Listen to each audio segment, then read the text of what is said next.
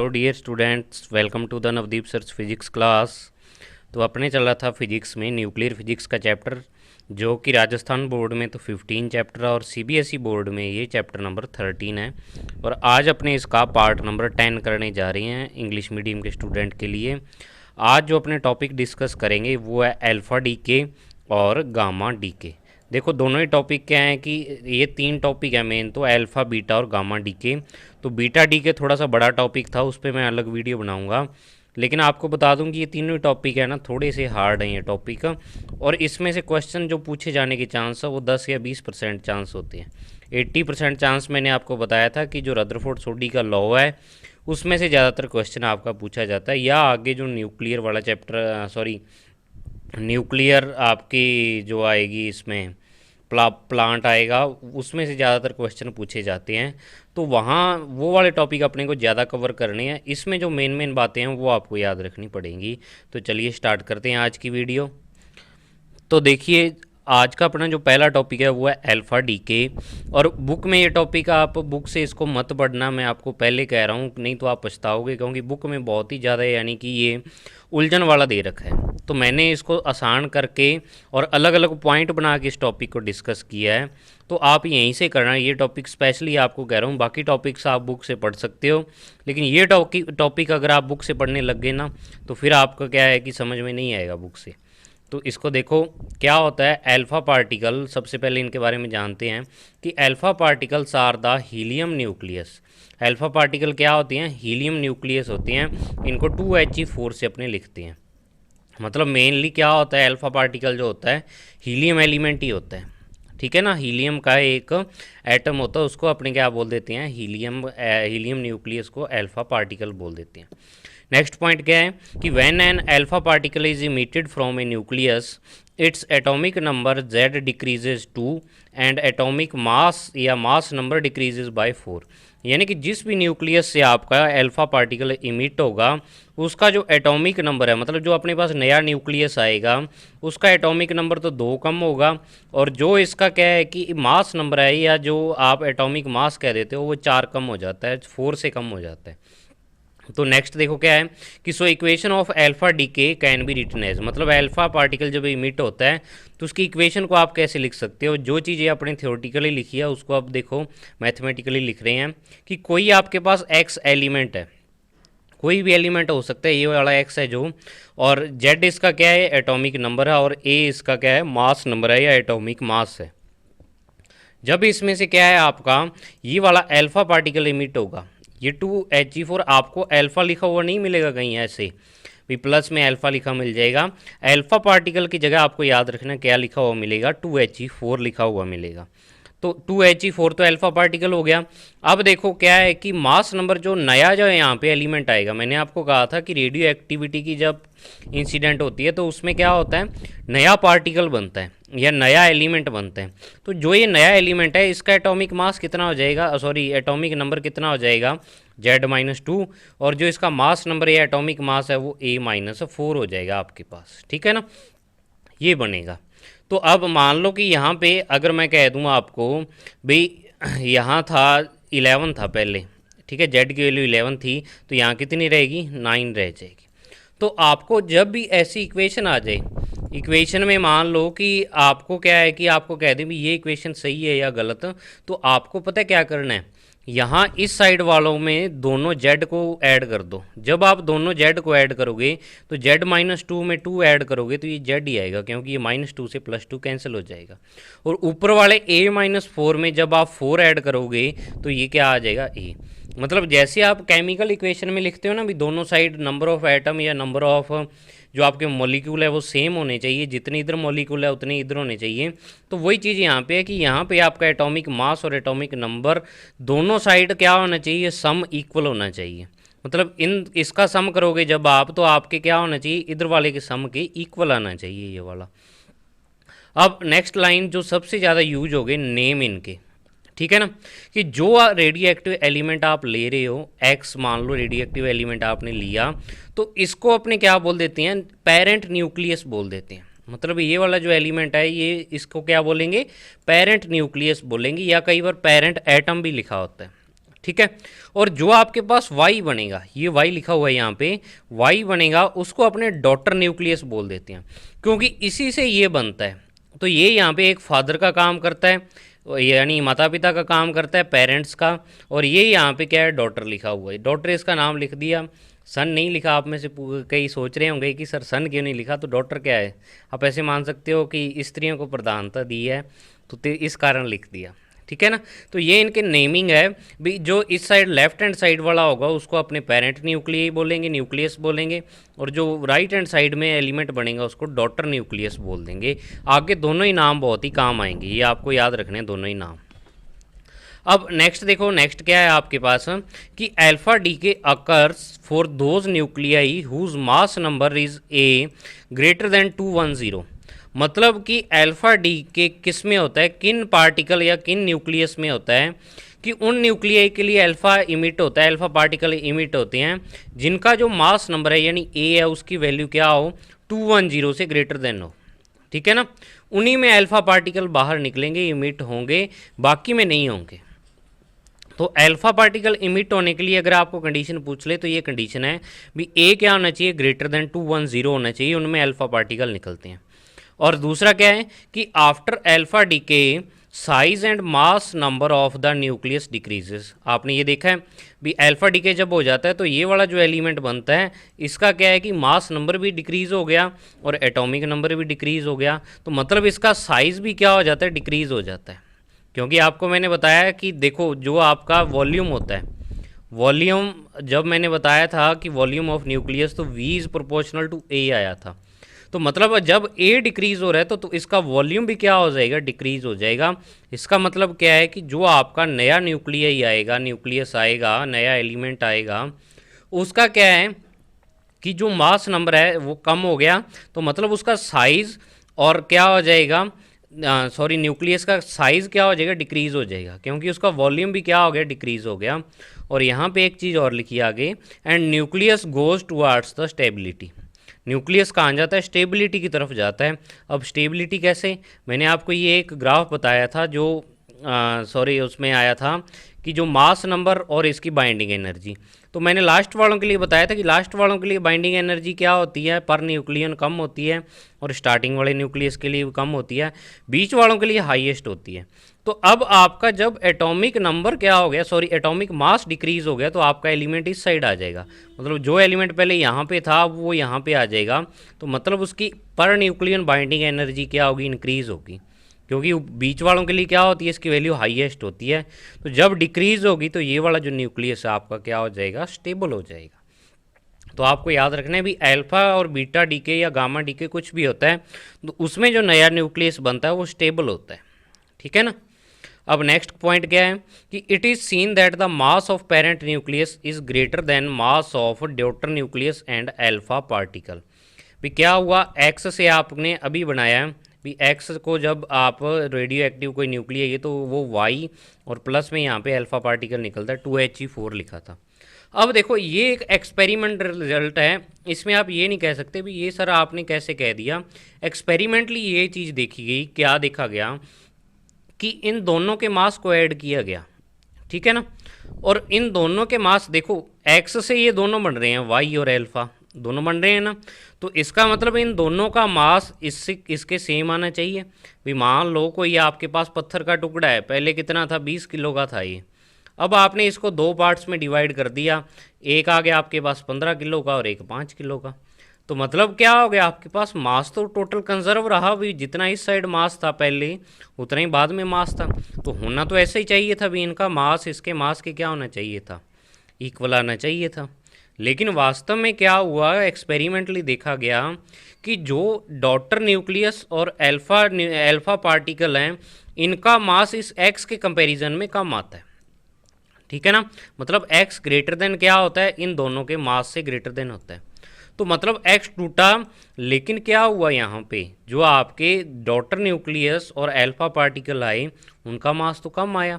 अब मास गया कहाँ पे, जो बाकी बचा, भी मान लो ये 50 किलो का था, 50 किलो का तो नहीं होता वैसे, ऐसा मान लो, तो 50 में से 40 ये आ गया, 5 ये आ गया अल्फा, अब 5 किलो बाकी कहाँ गया, ये एक्सपेरिमेंटली पता लगा उन्हें।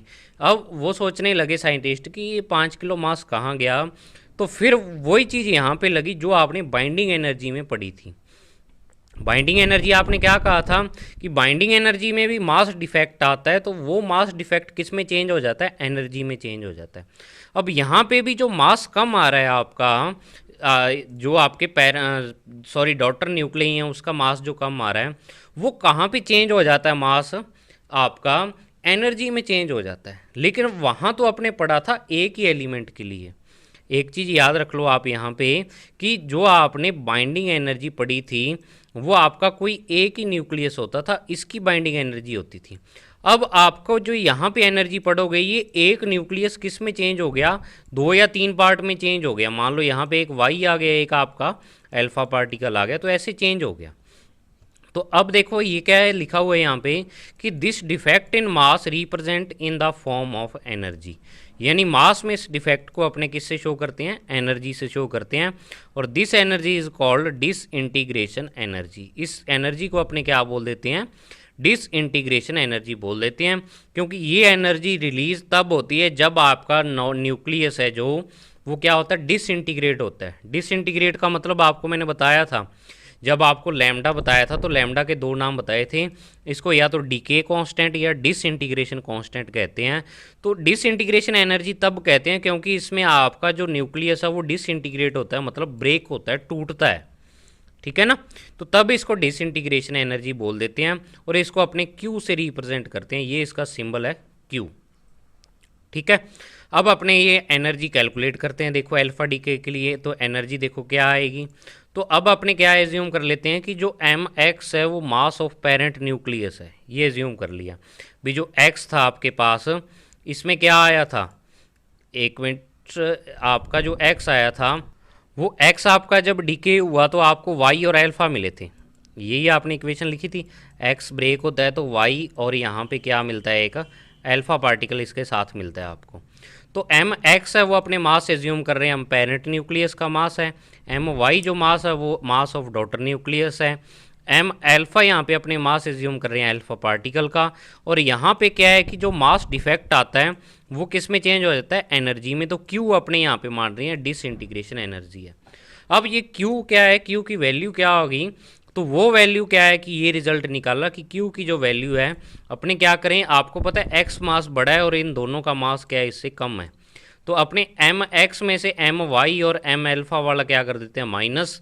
तो ये वाला जो टोटल आ जाएगा आपका डेल्टा एम, यानी मास डिफेक्ट आ जाएगा।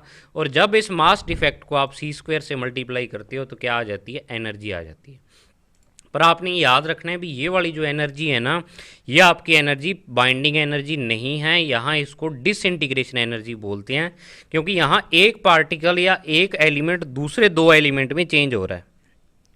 लेकिन बाइंडिंग एनर्जी एक स्पेसिफिक एलिमेंट के लिए डिफाइन होती है, 2 अलग अलग एलिमेंट के लिए डिफाइन नहीं होती है।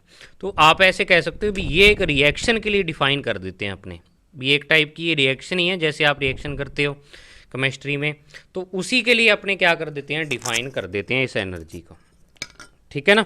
तो अब नेक्स्ट देखो, नेक्स्ट पॉइंट क्या है आपके पास, नेक्स्ट पॉइंट जो अपने पास आता है कि ये डिसइंटीग्रेशन एनर्जी होगी कि in the process of alpha decay all the conservation laws are followed.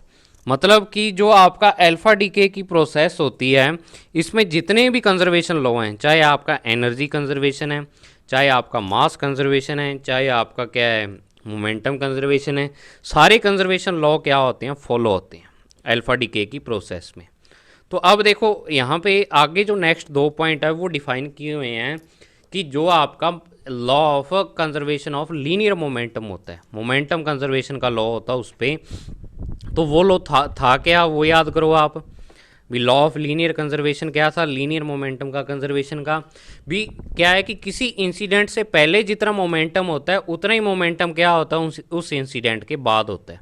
जो आपने न्यूटन्स लॉ ऑफ मोशन में पढ़ा था कि किसी भी इंसिडेंट में मोमेंटम क्या रहता है, कंजर्व रहता है, कोई भी आपकी इंसिडेंट हो तो। अब देखो इसमें एक एग्जाम्पल के थ्रू इसको समझाया हुआ है कि if initially parent nucleus is at rest, यानी जो आपका पेरेंट न्यूक्लियस है वो स्टार्टिंग में क्या है, रेस्ट में है। And after alpha decay daughter nucleus and alpha particle will moves opposite to each other and momentum is same but direction is opposite. ठीक है, अब क्या होगा देखो, वो देखो आप, ये जो लाइन पढ़ी है ना आपने, इसको समझो भी ये है क्या चीज़, लिखी क्या चीज़ हुई है। तो इसको एक एग्जाम्पल के थ्रू समझते हैं अपने, कि अब मान लो आपके पास ये क्या है कि आपको मैंने अभी बताया है भी जो आपका इंसिडेंट से पहले मोमेंटम है वही बाद में होना चाहिए। अब आपने मान लिया कि कोई एक्स न्यूक्लियाई है, इस एक्स न्यूक्लियाई का जो मास है वो एम एक्स है, एक्स न्यूक्लियस का जो मास है, और स्टार्टिंग में ये रेस्ट में है, मतलब इसकी वेलोसिटी कितनी है, जीरो। तो आपको पता है कि जो मोमेंटम होता है वो आप क्या लेते हो, एम वी लेते हो मोमेंटम, आप मोमेंटम एम वी होता है। तो एम की वैल्यू तो एम एक्स लिखी और वी की वैल्यू आपको ज़ीरो है क्योंकि रेस्ट में है। तो जो आपका इंसिडेंट से पहले, मतलब रिएक्शन से पहले या इसके डीके होने से पहले मोमेंटम आ रहा है वो ज़ीरो आ रहा है। अब मान लिया कि डीके होने के बाद जो आपका वाई एलिमेंट आ रहा है उसका मास तो एम वाई है, और जो आपका एल्फा पार्टिकल आ रहा है उसका मास एम एल्फा है। अब इसकी वेलोसिटी v1 मान ली और इसकी वेलोसिटी v2। अब आपको क्या होना चाहिए कि अगर यहाँ पे लीनियर कंजर्वेशन का जो लॉ है वो फॉलो होता है मोमेंटम का, तो मतलब जो पहले आपका मोमेंटम है इंसिडेंट से ज़ीरो है, तो यहाँ पर भी ज़ीरो होना चाहिए। तो जीरो ये कब होगा, ये देखो आप कि ये जीरो कब होगा, जीरो आपका ये तब होगा जब आपका क्या है कि दोनों का मोमेंटम इक्वल हो। आपका जो वाई एलिमेंट है और अल्फा पार्टिकल है, दोनों का मोमेंटम क्या हो, इक्वल हो, और इक्वल हो के क्या हो, अपोजिट साइन वाला हो। मतलब कि एक क्या हो 50 है तो दूसरा क्या हो -50 हो, तभी दोनों का सम ज़ीरो होगा, दोनों को जोड़ोगे तो ज़ीरो होगा। तो मतलब क्या होना चाहिए, जो आपका वाई एलिमेंट है और जो आपका अल्फा पार्टिकल है ये अपोजिट डायरेक्शन में मूव करने चाहिए। क्योंकि देखो मास तो नेगेटिव नहीं हो सकता, लेकिन वेलोसिटी तो नेगेटिव हो सकती है। ये तो आपको बताया हुआ है कि वेलोसिटी क्या हो सकती है, नेगेटिव हो सकती है, क्योंकि अपोजिट वेलोसिटी को अपने नेगेटिव साइन से शो करते हैं। तो अब तभी मैंने लिया हुआ है कि ये जो अल्फा पार्टिकल की वेलोसिटी है ये नेगेटिव साइन के साथ आएगी, लेकिन दोनों की वैल्यू सेम होगी। वैल्यू सेम होगी कि मान लो यहाँ पे ज़ीरो आ रहा है और इसकी अपने मान लें इसका मोमेंटम कितना आ रहा है, सॉरी +50 आ रहा है इसका मोमेंटम। ठीक है, तो इसका कितना आना चाहिए -50, तभी मोमेंटम कंजर्वेशन लॉ लगेगा, फिर दोनों का सम फिर से क्या आ जाएगा, ज़ीरो आ जाएगा। तो अब अगर मान लो आपको पता है कि जो वाई न्यूक्लियस है वो अल्फा पार्टिकल से बहुत ज़्यादा हैवी होता है, क्योंकि अल्फा पार्टिकल तो हीलियम है, 2He4 है। वाई कुछ भी हो सकता है कि अगर मान लो वाई आपका क्या है 84 आ गया, तो ये अल्फा पार्टिकल से बहुत बड़ा आ जाएगा। ठीक है, तो अब मान लिया कि जो ये वाला है आपका वाई है, इसका क्या है कि मास 25 है। ठीक है, तो इसकी वेलोसिटी कितनी होगी 50 करने के लिए, 2 मीटर पर सेकंड हो जाएगी। और अब इसका मान रहा हूँ कि जो इसका मास है कि वो मान लो 5 है। ठीक है ना, अल्फा पार्टिकल का मास 5 है, तो वेलोसिटी को -50 बनाने के लिए इसकी वेलोसिटी कितनी होनी चाहिए, -10, टोटल 50 बनाने के लिए। तो अब आप देखो कि जो पार्टिकल हल्का है, लाइट पार्टिकल है, उसकी वेलोसिटी ज़्यादा है, और जो हैवी पार्टिकल है उसकी वेलोसिटी क्या आ रही है, कम आ रही है। तो वही चीज़ मैंने यहाँ पे ऊपर लिखी हुई है कि in the process velocity of alpha particle is high and velocity of daughter nucleus is low due to heavy mass. यानी हैवी मास के कारण क्या होता है कि जो आपका वाई एलिमेंट आता है उसकी वेलोसिटी कम होती है, और दूसरे अल्फा पार्टिकल की वेलोसिटी क्या आती है, ज़्यादा आती है आपके पास।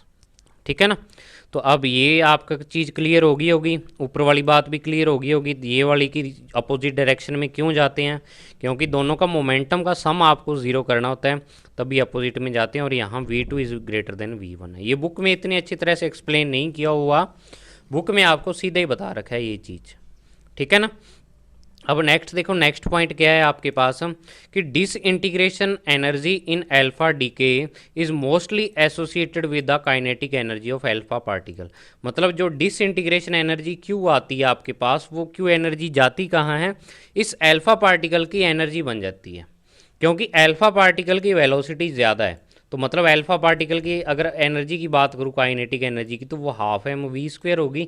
तो जिसकी वेलोसिटी ज़्यादा उसकी एनर्जी भी ज़्यादा। मतलब डिसइंटीग्रेशन एनर्जी का ज़्यादातर पार्ट कहाँ चला जाता है, अल्फा पार्टिकल की वेलोसिटी की फॉर्म में आ जाता है। ठीक है, यानी इसकी काइनेटिक एनर्जी बन जाती है वो वाली एनर्जी।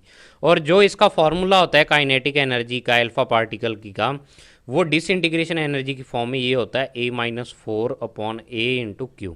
ये फार्मूला डायरेक्ट आपके दिया हुआ है, आपको याद रखना है। अगर आपको काइनेटिक एनर्जी दे के डिसइंटीग्रेशन पूछ ले या डिसइंटीग्रेशन दे के काइनेटिक पूछ ले तो आप इस फार्मूले से निकाल सकते हो। डायरेक्ट ये फार्मूला दिया हुआ है, कोई इसका डेरिवेशन नहीं है, ठीक है ना। अब नेक्स्ट क्या है कि if in the process of alpha decay daughter nucleus is also radio active, यानी कि जो आपका क्या है कि अगर अल्फा डीके की प्रोसेस होती है और उसमें जो आपका डॉटर न्यूक्लियस आता है वो क्या हो, रेडियो एक्टिव, फिर से रेडियो एक्टिव आ जाए। कि मान लो एक्स है, अब ये टूटा किस में, वाई और अल्फा में, अब ये वाई फिर से रेडियो एक्टिव आ गया। तो मैंने आपको बताया था कि रेडियो एक्टिव एलिमेंट स्टेबल नहीं होते हैं, वो लगातार क्या करते रहते हैं, अल्फा बीटा और गामा रेज को इमिट करते रहते हैं, और तब तक इमिट करते हैं जब तक कि वो क्या ना हो जाए, स्टेबल ना हो जाए। तो मतलब अगर आपका वाई एलिमेंट क्या आ रहा है, फिर से रेडियो एक्टिव आ रहा है, तो ये कोई ना कोई पार्टिकल को फिर से इमिट करेगा, किसी एलिमेंट जेड में बदलेगा। अब ये फिर से अगर रेडियो एक्टिव है तो ये लास्ट में मान लो ये ए में चेंज हो गया। अब अगर ये रेडियो एक्टिव नहीं है तो ये प्रोसेस यहीं पे रुक जाएगी। आपको एक एग्जांपल के थ्रू समझाता हूँ। H.C. वर्मा में एग्जांपल दिया हुआ है बढ़िया, कि ये वाला आपका गामा डीके तो टॉपिक है, ये वैसे ही दिया हुआ है एग्जांपल कि यूरेनियम है जो यहाँ पे देखो, ये 92 यूरेनियम 238 है, ये एक अल्फा पार्टिकल इमिट करता है और थोरियम में चेंज हो जाता है, ठीक है ना। फिर उससे आगे ये क्या होता है, बीटा इमिट करता है, फिर बीटा करता है। अब ये इमिट करते क्यों जा रहे हैं सारे, ये इस कारण करते जा रहे हैं क्योंकि ये थोरियम है, यूरेनियम है, रेडियम है, ठीक है, ये सारे एलिमेंट क्या हैं आपके, रेडियो एक्टिव हैं। और रेडियो एक्टिव एलिमेंट कभी भी स्टेबल नहीं होते, वो लगातार इमिट करते हैं पार्टिकल को। तो ये प्रोसेस देखो ऐसे चलती रहेगी, पोलोनियम आ गया, लेड आ गया, बिस्मिथ आ गया, फिर पोलोनियम आ गया, फिर लेड आ गया, बिस्मिथ, और लास्ट में क्या होगा, ये प्रोसेस यहाँ पे जाके रुकेगी 82206 पीबी यानी लेड। तो ये वाला एलिमेंट क्या होता है, स्टेबल होता है। अब ये फिर से क्या होगा, डीके नहीं होगा, ये प्रोसेस यहीं रुक जाएगी। तो रेडियो एक्टिविटी की जो प्रोसेस है या अल्फा या बीटा डीके की जो प्रोसेस है वो तब तक चलती रहती है जब तक कि आपका जो न्यूक्लियस है स्टेबल ना हो जाए, जो एलिमेंट आपके पास आ रहा है वो स्टेबल ना हो जाए, तब तक ये प्रोसेस चलती रहेगी। तो समझ आ गया होगा आपको कि ये प्रोसेस कैसे चलती है। ऐसे इसमें पार्टिकल निकलते जाते हैं जब तक कि स्टेबल ना हो जाए। अब नेक्स्ट देखो, अपने चलते हैं फिर से अपने नोट्स पर। अब नेक्स्ट जो बात आती है वो क्या है कि कंपटीशन एग्जाम के लिए बहुत बढ़िया है, यहाँ से क्वेश्चन आपका बहुत बढ़िया क्वेश्चन बनता है। वो क्या कि in alpha decay if mass number of parent nuclei is 4n, क्या है कि मास नंबर क्या हो, 4n हो, किसी भी आपका जो पेरेंट न्यूक्लियाई है उसका। 4n का मतलब कि वो पूरा पूरा 4 से डिवाइड होता हो, कि जो आपने x न्यूक्लियर लिया हुआ है ना, इस x के लिए जो a की वैल्यू है वो क्या होती हो, अगर उसको आप 4 से डिवाइड करो तो यहाँ 4 पर कोई ना कोई पूरा पूरा रिजल्ट आए, मतलब रिमेनिंग कुछ ना बचे आपके पास, 4 से पूरा पूरा डिवाइड हो जाए। तो क्या होगा कि then the mass number of daughter nucleus and successive nuclei, तो जो भी डॉटर न्यूक्लियस होंगे या उसके बाद आने वाले न्यूक्लियस होंगे, उन सब का जो मास नंबर होगा वो भी क्या होगा, 4 टाइम्स ऑफ एन इंटीजर होगा। मतलब कि यहाँ से क्या पता लगा आपको कि अगर आपका कि जो आपका एक्स न्यूक्लियाई है, ये वाला ऊपर मैं आपको दोबारा रिएक्शन पर ले चलता हूँ, कि अगर ये वाला जो ए आ रहा है आपके पास, ये वाला ए आ रहा है, तो ये ए अगर क्या है 4 से पूरा पूरा डिवाइड होता है, तो उनके कहने का मतलब है भी A-4 भी क्या होगा, 4 से पूरा पूरा डिवाइड होगा। तो ऑटोमेटिक ही होगा। वो देखो कैसे कि अगर मान लो आपके पास ये वाला 56 है, ए की वैल्यू कितनी है, 56 है, तो इसमें से A-4 की वैल्यू क्या आएगी, 52 आ जाएगी। अब 56 को आप 4 से डिवाइड करो तो ये क्या आ जाएगा, 14 आ जाएगा, पूरा पूरा जा रहा है, कुछ भी रिमेनिंग नहीं बच रहा। और 52 को अगर आप 4 से डिवाइड करोगे तो ये कितना आ जाएगा, 13 आ जाएगा, तो ये भी पूरा पूरा जा रहा है। तो इनके कहने का ये मतलब है भी अगर आपका x का जो मास नंबर है वो 4 से पूरा पूरा डिवाइड होता है, तो y का जो मास नंबर है वो भी 4 से पूरा पूरा डिवाइड होगा। अब अगर मान लो 4 से पूरा पूरा डिवाइड ना हो, दूसरा कोई एलिमेंट आ जाए, तो उसमें क्या होगा वो देखो। तो यहाँ पे क्या है कि 4 टाइप के अपने पास पॉसिबिलिटी बनती हैं, एक 4n वाली, एक 4n+1 वाली, एक 4n+2 वाली और एक 4n+3 वाली। कि अगर मान लो आपके पास ये एग्जांपल आ गया कि 92U238 यानी यूरेनियम 238 है, तो इसका जो मास नंबर है वो क्या आ रहा है, 238 आ रहा है। तो इसको आप 4 से डिवाइड करो, तो 4 से डिवाइड करोगे तो 5, पहले 5 पे जाएगा, फिर क्या आ जाएगा, ये आ जाएगा आपके पास 38 और 4 नीमा 36 यानी 36 आएगा। और लास्ट में आपके पास देखो आपने 238 से इसको डिवाइड तो कर दिया, तो 59 तो क्या आ गया आपके पास, इसको पूरा डिवाइड करके देखना आप, पहले अपने 4 से करते तो 4 5 20 आ गया, ठीक है ना। आपको समझाई देता हूँ, चलो 20 आ गया, तो यहाँ कितना रिमेनिंग बचा 3 और ऊपर से कितना आ गया 8 आ गया आपके पास। अब 4 नीमा कितने होते हैं 36 हो गए। तो अब क्या हुआ, यहाँ रिमेनिंग कितना बचा 2। तो अब 2 पे 4 का डिवाइड नहीं जाएगा, तो मतलब ये किस फॉर्म में बन रहा है, ये पूरा अगर आप इसको दोनों को मल्टीप्लाई करके और इस 2 को ऐड कर दो तो दोबारा 238 बनेगा। मतलब ये वाली जो फॉर्म बन रही है ना इसकी, ये 4n+2 बन रही है। मतलब 4n तक तो पूरा पूरा भाग जा रहा है, डिवाइड जा रहा है, 2 आपके पास रिमेनिंग बच रहा है। तो अगर तो आपका क्या है कि जो पेरेंट न्यूक्लियस है उसमें 4n+2 है, तो डॉटर न्यूक्लियस वाले में भी 4n+2 ही आएगा, ये जरूरी है आना, ठीक है ना। तो 234 आ गए यहाँ पे, तो 234 को जब आप डिवाइड करोगे तो 58 पे तो पूरा पूरा जाएगा और 2 आपके पास फिर से रिमेनिंग बच जाएगा, मतलब ये 4n+2 आ रहा है। अब देखो कंपटीशन में क्वेश्चन कैसे बनते हैं, यहाँ पे कंपटीशन में क्वेश्चन ऐसे बनते हैं कि आपको 4 रिएक्शन दे दिए ऐसी बिल्कुल सेम, ठीक है, 4 रिएक्शन दे दी रेडियो एक्टिविटी की, और आपसे पूछेगा कि इनमें से कौन सी रिएक्शन सही है। अब आपको रिएक्शन सारी याद थोड़ा होंगी, भी इसको निकालने से इतना बनेगा, इसको इतना बनेगा, तो रिएक्शन आप सारी नहीं याद रख सकते, तो वो कंसेप्चुअल क्वेश्चन यहाँ से आता है। भी आपको क्या करना पड़ेगा, हर एक के ए में 4 से डिवाइड करना पड़ेगा, और जो उसके सामने वाला एलिमेंट है उसको भी 4 से डिवाइड करना पड़ेगा। तो अगर तो दोनों में 4n+1 4n+2 सेम आ रहे हैं तो वो रिएक्शन जो होगी आपकी सही होगी, और अगर आपके पास नहीं आ रहे तो वो रिएक्शन आपकी सही नहीं होगी। तो ऐसे क्वेश्चन आते हैं। आपको बता भी देता हूँ मैं, इसकी 4 सीरीज़ होती हैं, जो 4n 4n+1 4n+2 4n+3, ये आपकी बुक में से आपको दिखा देता हूँ। तो ये देखिए, ये आपके पास रेडियो एक्टिव सीरीज़ है, ठीक है, बुक में दी हुई है। पहले 4n वाली सीरीज़ का एग्जाम्पल दिया हुआ है। फिर इसमें क्या होता है, 4n वाली सीरीज़ ये दी हुई है कि थोरियम से काम स्टार्ट होता है और आगे लेड तक जाता है, ये पीबी लेड है। तो यहाँ 232 है, तो जब आप इसको 4 से डिवाइड करोगे तो पूरा पूरा डिवाइड होगा, और जब 208 लास्ट यानी जो स्टेबल न्यूक्लियस आ रहा है उसको 4 से डिवाइड करोगे पूरा पूरा 4 पे जा रहा है। बिल्कुल इसी टाइप पे इस जो सीरीज़ को अपने थोरियम सीरीज़ बोल देते हैं। फिर नेक्स्ट जो सीरीज़ है इसको नेपटूनियम सीरीज़ बोल देते हैं। इसमें क्या होता है कि जो स्टार्टिंग वाला जो आपका पेरेंट न्यूक्लियस है वो नेपटूनियम होता है, Np237 होते हैं।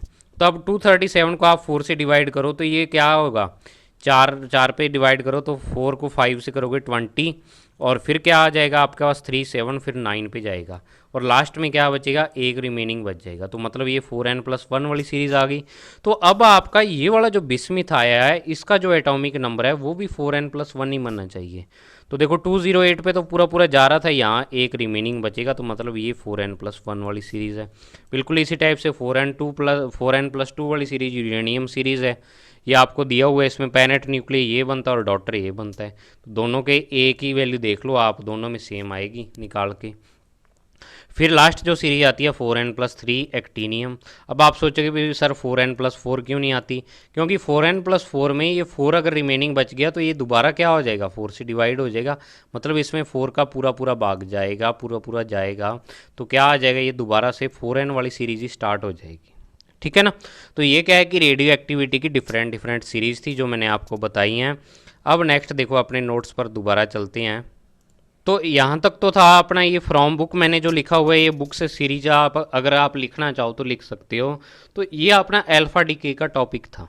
कई स्टूडेंट्स को लग सकता है कि ये टॉपिक हार्ड है, उनको मैं सजेस्ट करता हूँ कि इस वीडियो को 2-3 बार देखो, आपके समझ आ जाएगा।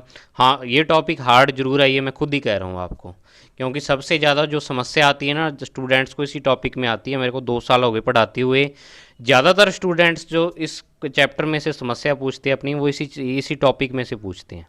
तो आप इसको 2-3 बार देखना, आपके आराम से समझ में आ जाएगा। मेन चीज़ें इसमें याद रख लो आप, एक एक की इसकी इक्वेशन रख लो। दूसरा इसमें डिसइंटीग्रेशन एनर्जी है वो याद रख लो, भाई वो क्या होती है, उसका फार्मूला क्या होता है। और तीसरा इसमें याद रख लो, ये वाला फार्मूला याद रख लो, बस और तो कुछ नहीं है। सीरीज़ वाला याद रख लो, सीरीज़ वाला मेनली कंपटीशन के लिए है, बोर्ड एग्जाम में बहुत कम आता है, इससे क्वेश्चन नहीं आता है। अब नेक्स्ट जो टॉपिक आता है वो आपका आता है गामा डीके, ठीक है ना। अल्फा डीके कर लिया, हालांकि आपकी बुक में तो इसके बाद बीटा डीके दिया हुआ है, लेकिन बीटा डीके का टॉपिक काफ़ी लेंथी है, तो वो अपने नेक्स्ट वीडियो में अलग से डिस्कस कर लेंगे। गामा डीके टॉपिक देखो क्या है कि generally after alpha and beta decay daughter nucleus is in excited state. अब आपको कहा है कि जब अल्फा या बीटा डीके किसी भी न्यूक्लियस में होता है, तो जो आपका डॉटर न्यूक्लियस होता है वो क्या होता है, एक्साइटेड स्टेट में होता है। और आपको पता है एक्साइटेड स्टेट में जो भी एलिमेंट होगा वो अनस्टेबल होगा, तो स्टेबल होने के लिए वो क्या आएगा, ग्राउंड स्टेट में आएगा। जैसे आपको इलेक्ट्रॉन मैंने बताया था ना, भी इलेक्ट्रॉन क्या होता है, जब आप उसको एक्साइट कर देते हो तो एक्साइटेड स्टेट में चला जरूर जाएगा, लेकिन वहाँ पर वो 10⁻⁸ सेकंड तक ही रुकता है, क्योंकि वो अनस्टेबल होती है, और अनस्टेबल स्टेट में ये वाला इलेक्ट्रॉन रहना नहीं चाहता। तो दोबारा से ये क्या करता है, हाइयर टू लोअर जंप करता है, मतलब एक्साइटेड टू ग्राउंड स्टेट में ये जंप करता है। तो जब जंप करता है तो यहाँ पे ये क्या करता है, एनर्जी को इमिट करता है। ये तो बात थी इलेक्ट्रॉन की। अब आपकी जो बात आ रही है वो आ रही है न्यूक्लियस की या एलिमेंट की। तो न्यूक्लियस भी क्या होता है, एक्साइटेड स्टेट में प्रेजेंट होता है। तो जब न्यूक्लियस आपका एक्साइटेड स्टेट में प्रेजेंट होगा तो क्या होगा कि when it's comes in ground state then it will emit photon और इलेक्ट्रोमैग्नेटिक वेव। अब ये क्या करता है, फोटोन या इलेक्ट्रोमैग्नेटिक वेव को इमिट करता है, और किसकी फॉर्म में इमिट करता है, गामा रेज की फॉर्म में इमिट करता है, क्योंकि इनकी एनर्जी बहुत ही हाई होती है, जो ये इलेक्ट्रोमैग्नेटिक वेव या फोटोन इसमें से निकलते हैं। तो इस रेज को अपने क्या बोल देते हैं, गामा रेज बोल देते हैं, ठीक है ना।